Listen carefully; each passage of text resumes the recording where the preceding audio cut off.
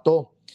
Déjenme mencionarles, César, Jesús, de acuerdo al informe, al ranking del Consejo Ciudadano para la Seguridad Pública y la Justicia Penal, México ha registrado los 2 años más violentos de su historia, con 34,681 víctimas de asesinato en 2019 y 34,552 en 2020, según datos oficiales. Yo pregunto, porque soy muy mal pensado, ¿podemos decir que hasta ahora se puede confiar en los datos oficiales y que antes, tal vez, solo porque soy muy mal pensado, tuvimos años peores en nuestro país, pero que se maquillaban las cifras a conveniencia de los gobiernos del PRI y del PAN? Tú estás igual que yo, Jesús Lemus, tú estás igual que yo, César. Empiezo contigo, Jesús. ¿Qué piensas de estas cifras hoy que nos ponen como los años más violentos de la historia? Pero yo no me imagino una guerra contra el narcotráfico de Felipe Calderón teniendo menos muertos que los que tenemos hoy en día. Cuéntame. Exacto, mi querido Vicente. Yo pienso que es eso, es producto de la realidad con la que hoy se habla. Yo pienso que es producto con la que hoy el Consejo Nacional, el Secretariado del Sistema Nacional de Seguridad Pública, creo que está manejando cifras reales y nos está metiendo en la dinámica de la realidad.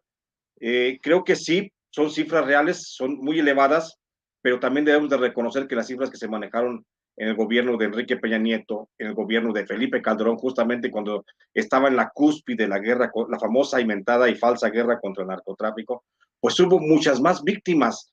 Nunca se dijeron, nunca se establecieron plenamente en los informes del Secretariado Ejecutivo del Sistema Nacional de Seguridad Pública, pero hoy que sí hay la línea de explicar claramente a la población, por eso vemos, y sí, es sorprendente la cantidad de muertos, es efectivamente en la estadística los años más violentos que pudiera tener el país, pero en la realidad no es así. No es así. En la realidad, la violencia finalmente ha disminuido y ha disminuido con relación a la intervención justamente de las Fuerzas Armadas, de los cuerpos del gobierno federal, lo que es la policía, lo que es la Guardia Nacional, lo que es la Armada de México, lo que es el Ejército, pues las cifras creo que han disminuido drásticamente. No estamos hablando, por supuesto, de ningún Tlatlaya, no estamos hablando de ningún Tanuato, no estamos hablando pues de ninguno de esos episodios, de esos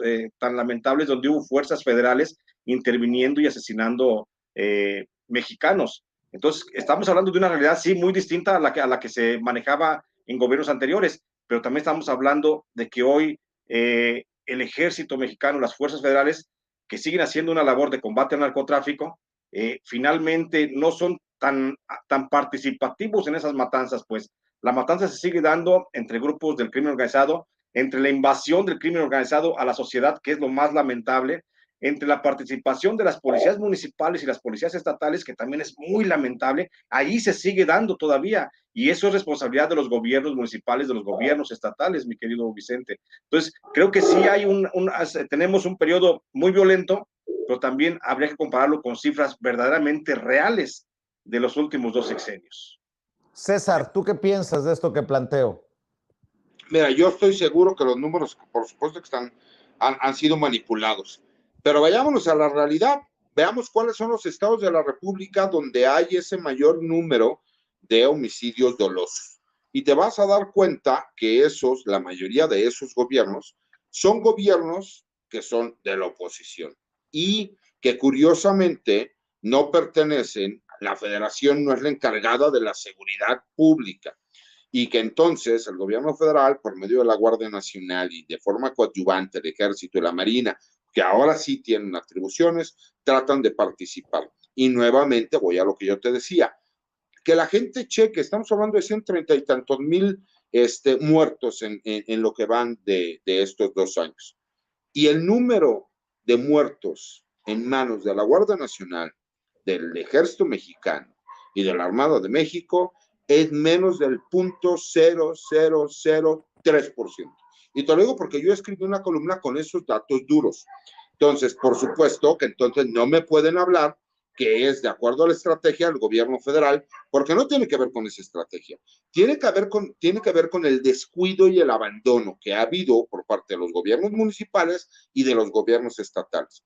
Pero es curioso que la gente quiera seguir echándole la culpa al gobierno federal por delitos del fuero común. Yo he escuchado, he tenido discusiones, peleas en mesas de debate o en redes sociales con otros pseudointelectuales o pseudoespecialistas en seguridad nacional que me dicen que lo que pasa es que los grupos criminales son grupos criminales del orden federal por pertenecer a un grupo delictivo o pertenecer al crimen organizado por el tipo de armas que tienen. Le digo, caray, yo no sabía que la ley te especificaba que si un policía municipal o estatal ve que una persona no trae más que un arma de fuego que pueda ser considerada como de uso exclusivo del ejército, entonces va a decir, déjame, yo no me meto, aunque sea un robo o que sea del fuero común, porque simple y sencillamente a mi consideración, pues entonces, ¿para qué tenemos a los jueces que son quienes van a determinar o los ministerios públicos? Ahorita lo más fácil es echarle la bolita siempre al gobierno federal y es tratar de aventarse culpas y tratar de disculparse de lo que está realizando. Yo te puedo decir, es increíble que el hecho de que hubo una guerra, porque así hubo una declaración de guerra, incluso yo utilicé ese fundamento en un par de juicios militares, en donde me decían que el personal militar había abatido delincuentes. Y les llevé los videos de la declaración que hizo el presidente de la República y les dije, hubo una declaración de guerra y por lo mismo las tácticas militares, de acuerdo al manual de operaciones en campaña, debían de operar. Por supuesto que no me concedieron lo que yo estaba solicitando, pero en amparo sí me concedieron el hecho de que no eran situaciones normales por la misma forma de actuar y me sirvió para reponer el procedimiento y gracias a Dios mis clientes se encuentran en libertad. Pero voy a eso, mi querido Vicente. Es muchísimo más fácil manipular los datos, pero independientemente de la manipulación, tiene que ver con el abandono que ha existido por parte de los civiles, de los políticos civiles, ya sean presidentes municipales o gobernadores de los estados, que no han cumplido con su obligación de brindar la seguridad pública, porque recordemos, no es obligación de la federación que todos los delitos del orden común los estén ellos preveniendo o investigando. Son las autoridades locales y las autoridades locales prefieren gastarse ese dinero en otras cosas y como lo hemos visto y cualquier persona de la República Mexicana donde va a haber elecciones lo pueden saber. Todas las calles y avenidas de México las están arreglando ahorita. Qué curioso, porque es la forma en donde van a sacar recursos para meterle a las campañas. ¿Y por qué no le meten a la seguridad? Porque eso no les conviene, porque el trabajo de seguridad es de 2, 3, 4, 5 años. Entonces, ¿quién quiere invertirle a lo que va a terminar cosechando el próximo que sigue y no ellos? Y esa es la realidad. Claro que hay manipulación, pero no solo hay manipulación de números, hay manipulación de situaciones. Pues si no es responsabilidad del gobierno federal y es responsabilidad de los gobiernos municipales y estatales, y es más fácil levarte las manos y echarle la culpa al gobierno federal, cuando la realidad es que no es de su competencia. Tendrían que ser las autoridades locales las encargadas. Bueno, cerremos con algo. Maestro Lemus, César, muchos dicen, es que se está militarizando México. Bueno, si no